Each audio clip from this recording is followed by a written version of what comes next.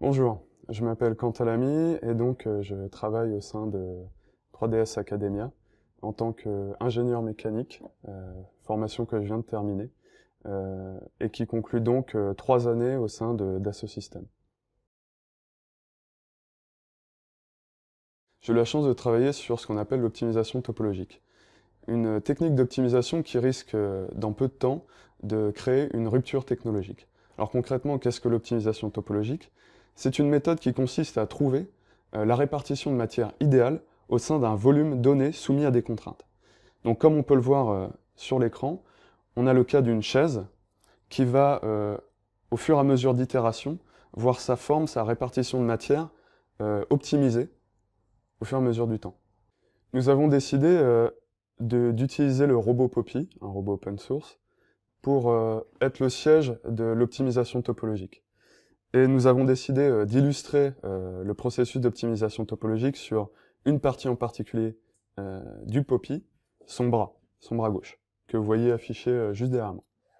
Donc voici la version reconstruite de notre avant-bras, soumise à un effort de torsion.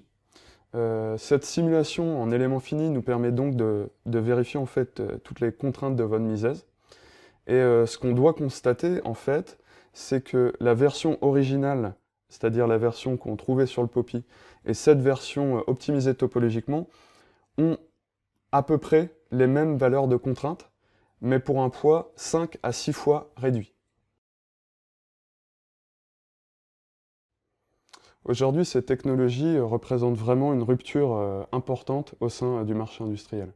Et c'est pour ça qu'il a simplement suffi que j'évoque avoir travaillé sur ces sujets pour recevoir un certain nombre d'offres d'entreprises intéressées, autant dans la fabrication additive que plus spécifiquement dans les prothèses. Donc aujourd'hui, je vais finir mon apprentissage chez Dassault Systèmes et je vais chercher à travailler typiquement dans ce type de milieu, à savoir donc l'optimisation topologique et la fabrication additive. Tout simplement parce que j'ai pu constater qu'il y avait réellement une appétence des milieux industriels pour ces nouvelles technologies.